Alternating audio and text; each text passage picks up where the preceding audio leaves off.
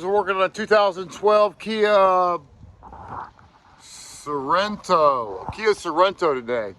Customer says he needs another starter. He got one replaced about 4 years ago, and he says he needs a new one. So I got one. It's a $400 starter on this Kia Sorento.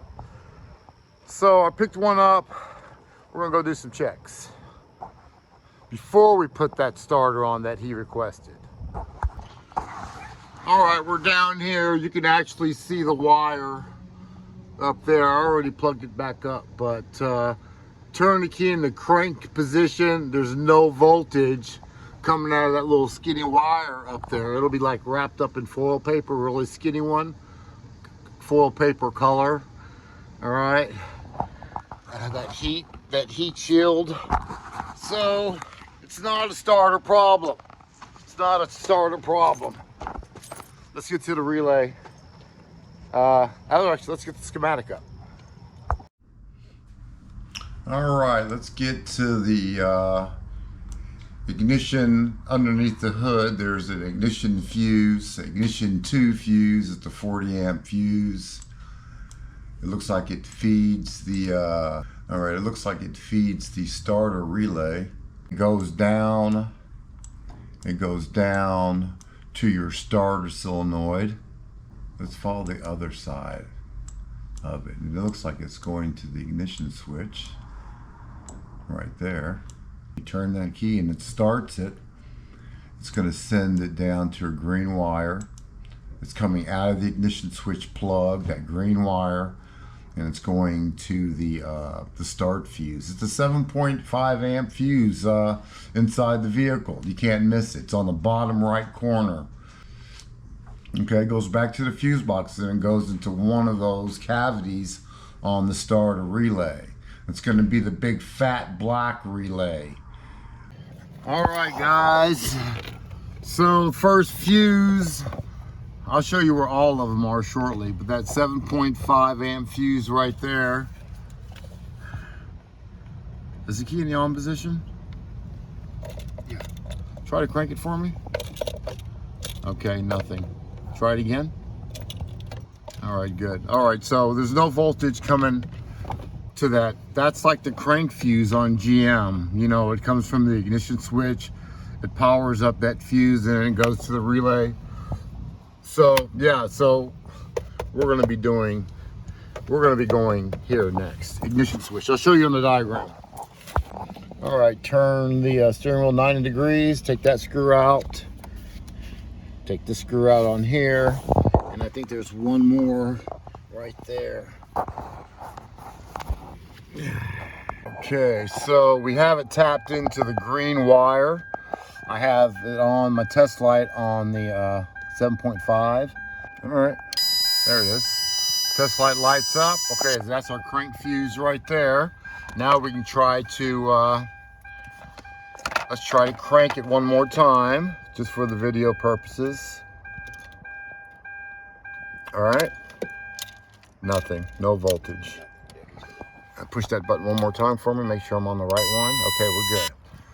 We're gonna be changing an ignition switch today, guys.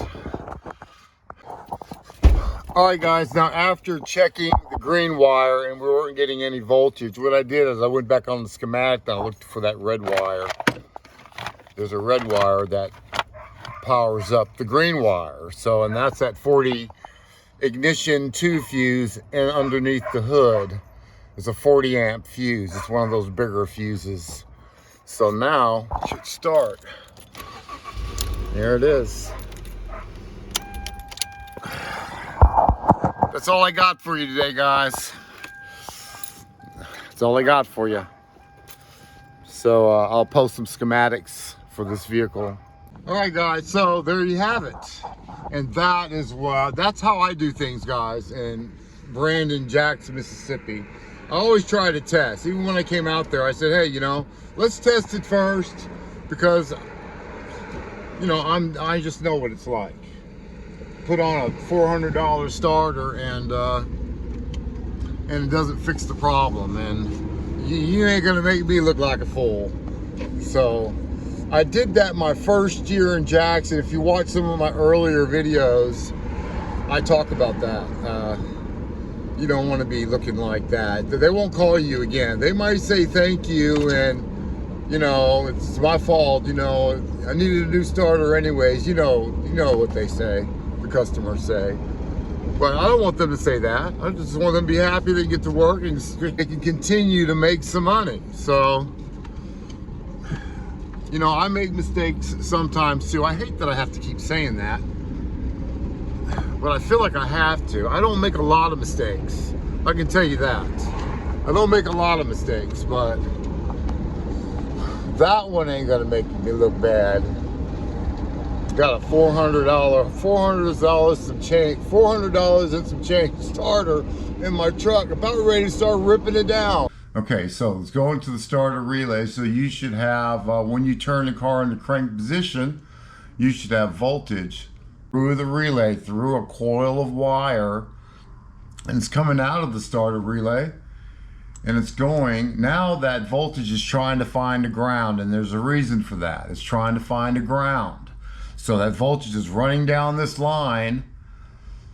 It's running down this line and it's looking for a ground. Something's got to ground me out. Let's say you got a manual transmission. The manual transmission will have a switch on it. When you push your clutch in, you'll have a little sensor on your clutch pedal, and it'll actually close a switch, just like a brake light, a brake switch. It does the same thing, it's just a switch. And at the other end of that switch, it finds a ground. All right, and that's what enables that coil of wire you just ran your voltage through. When you turn that key in the start position, it created a magnetic field and it closed the contacts over here. So now that voltage from the 40 amp fuse you checked earlier is now it can run all the way down. You can run all the way down to the starter and start your starter and crank your motor.